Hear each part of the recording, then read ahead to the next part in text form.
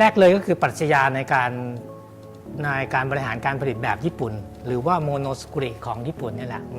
มันมีปรัชญายังไงเขาทำมันขึ้นมาโดยเขาก็มีองค์ประกอบในเรื่องของเขาเรียกว่าวิถีชีวิตของชาวญี่ปุ่นควบคู่ไปกับวัฒนธรรมการผลิตซึ่งเหล่านี้เนี่ยเราต้องมาทำความเข้าใจถ้าเราทำความเข้าใจแล้วเราสามารถเอามาประยุกต์ไม่จำเป็นจะต้องทำตามเขาทั้งหมดเราก็จะสามารถสร้างวิถีไทยวิถีการผลิตแบบไทยๆขึ้นมาได้นี่เป็นประเด็นสำคัญที่ผมอยากจะมาแบ่งปันประสบการณ์เราก็จะพูดถึงปรัชญาของตัวโมโนสุกุริของญี่ปุ่นก่อนเพื่อจะให้เข้าใจว่าจริงเลยโดยลึกซึ้งแก่นแท้หรือความคิดของเขาในเรื่องของโมโนสุกุริคืออะไรเสร็จแล้วเราก็จะลงมาที่ how to ว่าแต่ละ how to ที่เขามีกันอยู่อย่างเช่นเราก็รู้กันอยู่นะครับเพราะว่า how to ของแบบญี่ปุ่น5 สหรือจะเป็น 3G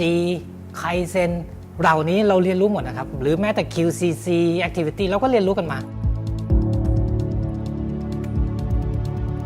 เราไปประยุกต์ใช้ในหลักการของโมโนสกุริแบบที่เป็นวัฒนธรรมการผลิตแบบญี่ปุ่น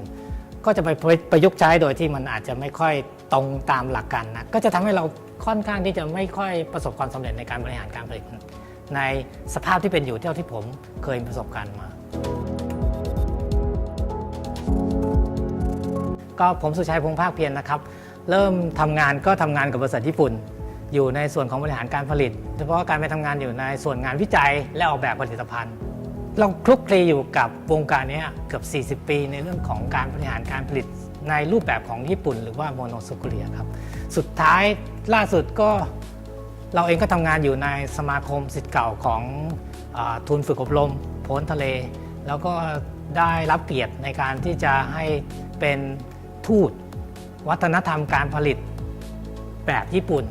เพื่อที่จะให้เราเองเป็นคนที่ช่วยสร้าง Human Resource สร้างทรัพยากรมนุษย์ที่เข้าใจวัฒนธรรมการผลิตแบบญี่ปุ่นเพื่อให้ทำงานกับญี่ปุ่นได้สอดคล้องกัน